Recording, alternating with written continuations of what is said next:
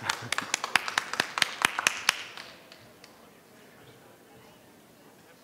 right, so I'm going to make sure that the audio and video guys are good to go, and then I'll get started. Too loud, too soft? We all right? Okay, let's do this. Thanks. Yeah, my name is Rolf Versluis with Horizen, the privacy platform for everyday use. And you might have known us and listened to my presentation last year as Zen Cash. We rebranded, got a new logo, got a new name, extended our purpose and capabilities. We have a solid team of people, and we got a lot of things going on. So, a quick overview of Horizen. We're an actively traded cryptocurrency. We launched about 1.5 years ago, and we took some inspiration from other projects. Certainly Bitcoin, we're modeled off the Bitcoin blockchain. We have zero-knowledge proofs from Zcash, which gives us the ability to do completely private or anonymous transactions. Dash gave us the inspiration for having a treasury to hire developers and all the other people that a business needs, even including accountants and attorneys. And we got some inspiration from IOTA, where one of the research projects we have is looking at changing from a blockchain to a block DAG. And they've done a very good job of promoting liquid democracy, which is one of the things that we're moving towards as well, implementing. And the ability to create applications, distributed applications on top of our platform is something new. And then we got the inspiration from Ethereum for that. So it seems like a lot of things, but it's pretty straightforward. A little bit about myself, just so you know who it is that's up here talking to you. I got a little bit of experience. I was an officer in the Navy on a submarine back when I had a little bit more hair.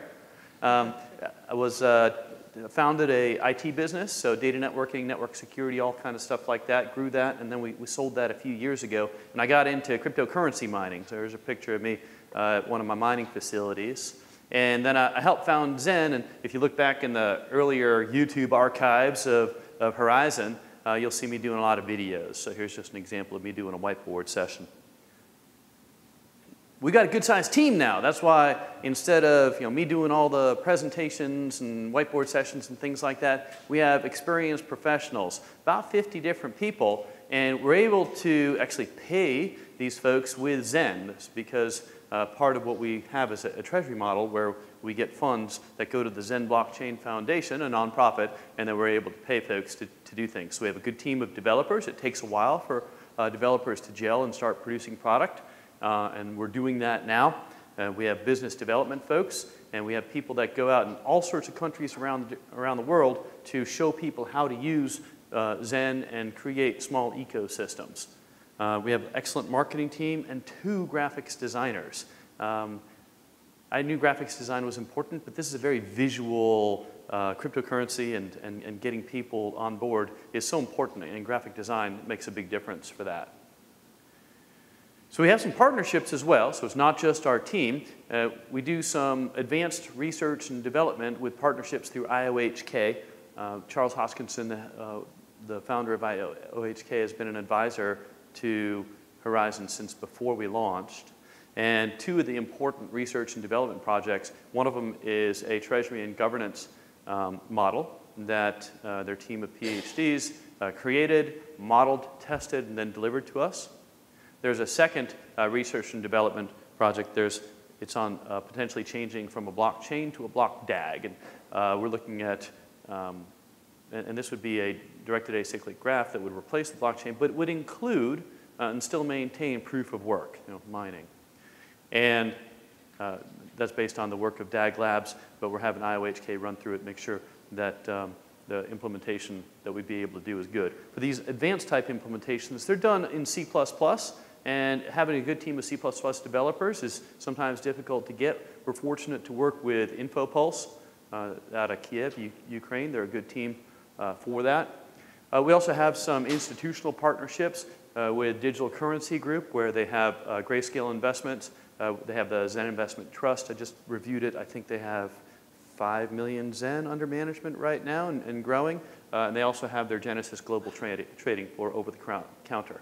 So if you don't feel like getting into the nitty-gritty of getting on exchanges and buying Zen, or you're a believer in our project and you're an institutional level investor, you can do things with DCG. We are on over 30 exchanges, and we have integrations with a number of merchants like AnyPay and others that make it easy to take payments, coin payments, In fact, I was really excited as part of the sponsorship for the Texas Bitcoin Conference, we were able to pay in Zen. I mean, how beautiful is that? So why does Horizen exist? Well, there's a lot of importance to privacy.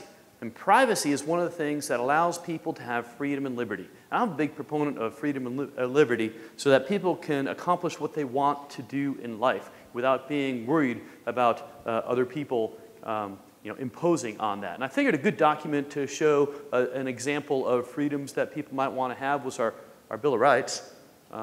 And privacy is important to protect that. I mean, the privacy to maintain the integrity of your personal documents, one of the fundamental, I think it's the fourth, is very hard to maintain the privacy of your documents if all your emails and everything else is constantly being gone through by people. So cryptography, cryptocurrencies, and the ability to send payments and messaging using just private between you and the person you're talking about, or even anonymously, where you can make communications to people and they have no idea who it's coming from, but you can still make that communication, is very important.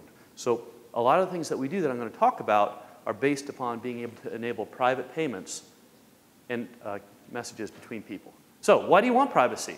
Well, privacy is really important. We have actually a lot of freedoms and privacy here in America. There's countries in the world where if you make a contribution to your local church, that could be a problem for you from the government. And that's difficult. So religious freedom is a big thing. There's other things of where might you like to pay privately so that you don't want to have your bank records pulled in some kind of legal settlement or things like that, and people can cast aspersions on your character because of what you buy. And that might be legal cannabis, guns. There's people that have different arrangements regarding their personal lives. Maybe they don't want that public. Then the big thing is business. I was a small business owner. I am still. It would be very difficult to pay your employees or take payments from your customers or pay your suppliers using a completely open cryptocurrency like Bitcoin, where over time people can match up the pseudo-anonymous addresses to individual people. So I think just having privacy in payments for just doing business is important. A really big one that's a use case for right now is international remittances. One of the things that is difficult in some cases to do is get money from one country to another. Even if you're going to do wire transfers using the SWIFT system, it can take days. It's expensive. I think most people use services like Western Union. And Western Union takes fees, and then all along the process, you have to trust that people are not only going to send your funds along, but when it gets to where they're going, they're not going to inform other people, criminals or whoever, that somebody just got some money. Maybe you want to follow them home and get some for yourself. So being able to do international remittances quickly is wonderful. And I'm working with some students in different countries in Africa right now, Nigeria being one of them. One of the things that we're doing is partnering with Students for Liberty, where they have students at different universities encourage and spread liberty and economic ideas at their universities. And I'm going to do a remote meetup and come and do a video presentation, but they have expenses, so I just send them Zen. Boom, right over there, they convert their Zen to Bitcoin, then they convert their Bitcoin to what their currency is. I don't even know what their local currency is, but they're able to make arrangements, rent halls, print up local things like that. It's very quick and easy. And I think you want those international remittances to be private. So we've been able to do private transactions for over a year now. So here's an example of one of our wallets in the upper right-hand corner.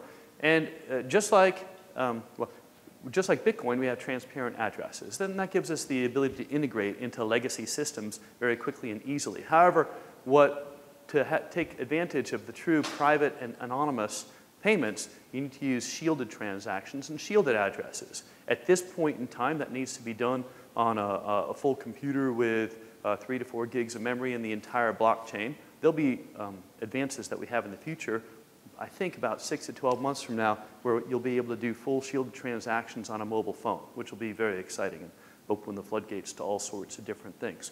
But you can do it right now. And in the bottom right, one of the organizations that we partner with that accepts payments is MindGeek. They own some online properties. And if people want to pay for those online property services, they can use Zen.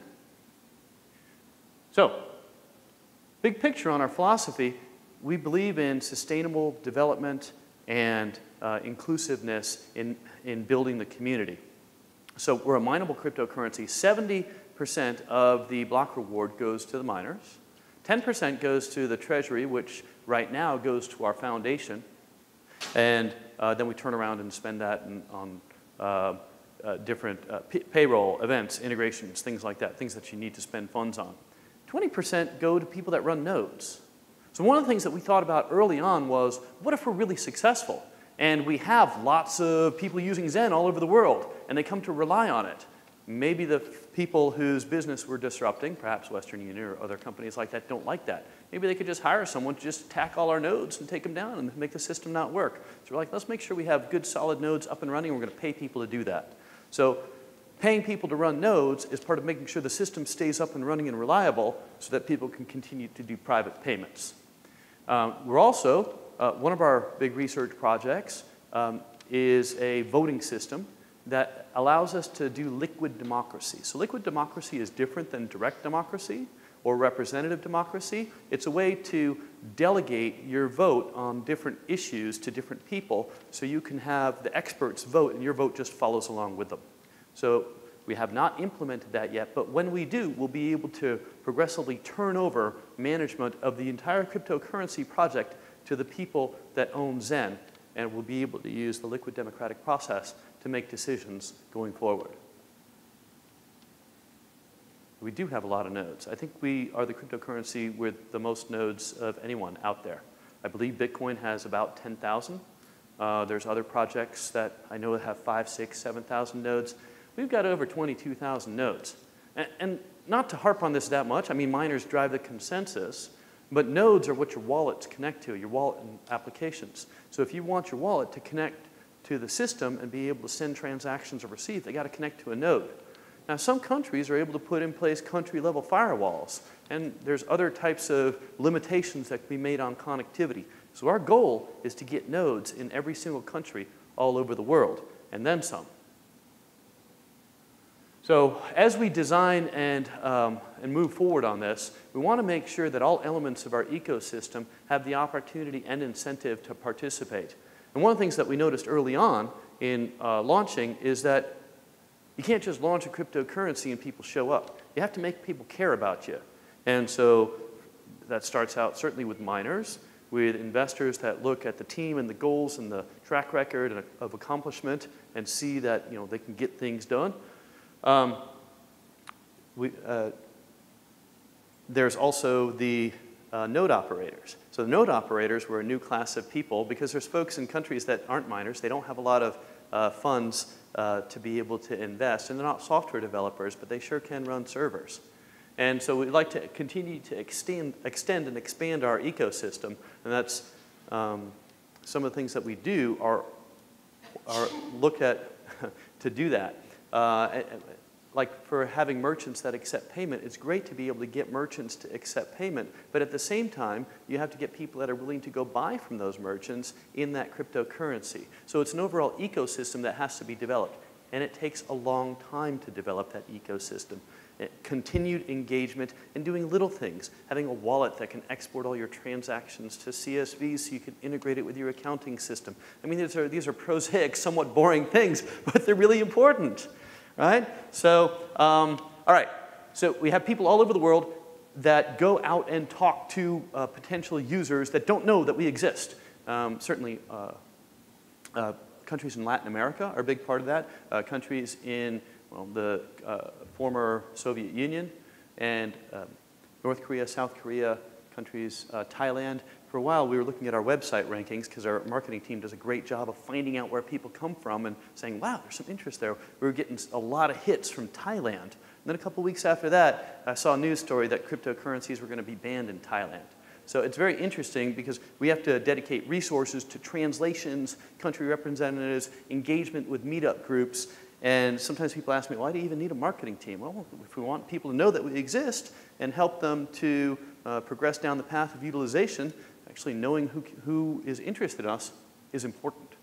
So we have a roadmap. This is our roadmap from starting out. And We've accomplished a number of the things on the roadmap. So one of the things that we did was come up with a secure node tracking and payment system. You may have heard of master nodes with other cryptocurrencies. We came up with our own spin on it. In other cryptocurrencies, master nodes, they run nodes, they're involved in voting, and they get a large portion of the payment. Our nodes are just up there to run things. We have 2 different classes of nodes. And right now, to get that up and running, the minimum viable product, we did that in a centralized fashion. So we have server clusters that track all that. We need to move that to a decentralized capability. And we'll do that. Good things take time to build. We've got a roadmap, we've got a team, we've got funding. And as we continue to progress, everybody's working together better and better. Now we did have, it's not all been sunshine and roses. We had some problems. In fact, right after we launched, the guy who was going to be our lead developer decided that he didn't really want to be part of the project and attacked the project. So we actually, there's something called a transaction replay, which when we did the chain split off Z Classic, which is what we did, you can do a transaction like withdraw some Zen from an exchange and then replay it to the other chain and get that same transaction. So we had a transaction replay attacks. Fortunately, Charles Hoskinson with IOHK stepped in with a team of developers that helped us fix that through, and then we've been able to just continue and bootstrap along the way. We've had market volatility, so we have to continually adjust the size of our team and commitments based upon the funds that we have coming in. We have about 21,000 Zen that come to the Treasury every month, and at the market price of about $15 per Zen, that's about $300,000 a month USD equivalent that we're able to spend on development and things like that. So that gives us a decent-sized team, but not huge. If we're successful and more people buy Zen and the price goes up, then the ability to spend more Zen every month on activities improves for us as well. We've had network congestion. We actually had a 51% attack. So a 51% attack, the one that happened to us, was that someone withdrew some Zen from an exchange, deposited it to another exchange, ran a private mining chain, and in that private mining chain, it did not include the deposit of that 3,000 Zen to that exchange. They got credit on the exchange, withdrew it, and then released the private blockchain. So then they had 6,000 Zen. Then they did it again. Deposited 6,000 Zen into the exchange, ran a private blockchain, got credit for the 6,000 Zen, withdrew it, and then they had 12,000 Zen after they released their private chain to the public. So that's the Satoshi Consensus, the longest chain rule. So that's kind of a problem. So our chief architect and lead developer, Albert Garofalo, who's in Milan, came up with the idea of doing a delayed penalty. So if there's somebody that mines a private chain for a little while, like is done in a 51% attack, it would be penalized and would not be able to be released out into everybody else and all of a sudden redirect the entire blockchain to that. So I guess, we tested that, and then that's live now. We haven't had it's one of those things that we don't know if it's working unless there's an attack and it starts, then we know that it's not working. So it's one of those false negative things. But anyway, we think it works. So a quick reaction to that. We have some other longer term development projects in place. The big one is to change to faster transactions with the DAG, the Directed Acyclic Graph, the implementation of treasury and voting system on a decentralized platform, and the node tracking and payment system on decentralized platform. As we were looking at our blockchain growth, which the Bitcoin blockchain's at about 200 gigs, our blockchain's at about 10 gigs.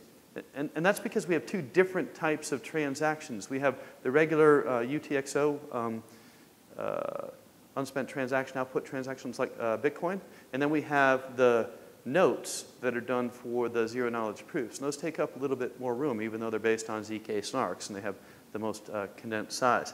So we said, okay, we're going to do these other things, but we don't want to run them on our main chain. We're going to run them on sidechains so that we won't increase the size of the overall blockchain. So that's the white paper that our lead architect and chief scientist, Rob Biglione, released, I think it was last week, and I just reviewed it again before this presentation. It's a pretty dense white paper. The thing with sidechains is you want to be able to lock some of the cryptocurrency, put it out to the sidechain, do a whole bunch of things on the sidechain, and then the second part of the peg, you want to be able to re-enter in a way that maintains the consensus and viability of the system. So they come up with a good way to do that. I encourage you to read the sidechain if you're white paper if you're interested in that type of thing. Once we modify the main chain to accept sidechains, we're going to be able to do these other applications on the sidechains. So the first two applications being the treasury and voting system, that we're going to be able to turn over management of the system to the owners of the Zen, and the node payment and tracking system. In conjunction with that, we're developing a software development kit, and we're going to open up sidechain applications to other people. We have to do our own stuff first, but then we're going to open that up to other people. So we're going to encourage developers to develop applications for this solid, reliable network that includes zero-knowledge proofs, and it doesn't have a trusted party. So you probably think of some examples of where you might want to have an application that's distributed worldwide where you don't have a trusted third party. A VPN application might come to mind. There's other ones out there as well. So we're pretty excited about that. Okay, so the title was the privacy platform for everyday use. And part of being able to use things every day is to have very easy interfaces into the platform. So at our booth, we're demoing a new wallet that we're just about to release. We've been working on that for a while. We have a new mobile wallet coming out. And as I alluded to earlier, we have we're going to have the ability to do these shielded transactions on mobile wallets sometime in the next 6 to 12 months. And I've also asked, because I have teenagers at home, for a dirt simple mobile wallet just for quick interactions, because one of the largest unbanked populations in America is children that don't have a bank account. So I got 3 daughters, 2 of them are 12 and 14. They don't have bank accounts, but they know how to spend money at Starbucks, they know how to do all sorts of different things, but they don't have a debit card, so when they go out with their friends, they use cash. I'm like, really? They got these iPhones, they're FaceTiming, they're doing all these things, and they're stuck with cash because they don't have a bank account. Wouldn't it be great if we could give them an easy way to use cryptocurrency? Exactly. I'm surprised that nobody's gone after this large unbanked population yet. We want to create real utility. So if we want the price of Zen to go up and be able to spend more and kind of have a positive feedback loop to be able to continue to get better and better all the time, the price of Zen, having that go up would be helpful. And sure, we could ask investors to invest in us, but that's small compared to just getting 100,000, 200,000, 300,000 people out there to actually use Zen and put 1 or 2 or 3 Zen on their wallets. Heck, if 100,000 people put 10 Zen on their wallet, that's 25% of the, or 20% of the outstanding supply. So longer term, getting people to actually use the cryptocurrency is what will make it have long-term value and sustainability. If you want to get involved, there's a number of different ways we can get involved. We have a very active community. Most of that's on Discord or on Telegram. You can mine, certainly, if you're a miner. If you want to run a node, we have 2 different classes of nodes. We want to make it really easy for people to step into the node business. So when we first started this, Zen was around $3, and we're like, okay, let's do 42 Zen for a node. I like the number 42 from the Hitchhiker's Guide to the Galaxy. It's the answer. And so that was about, I don't know, less than $200 to get into nodes. And then we have super nodes because hey, once you accumulate more Zen, you don't want to be running thousands of servers. So there's 2 different classes. So that's a good way if you're a believer in the project, get some Zen, and then you can earn a little bit of Zen while running it and help the node system stay up and running to get the users. That's what I've got for you on the overview of Zen. Happy to answer questions on anything. I've been with the project since the beginning, so feel free to ask anything you want.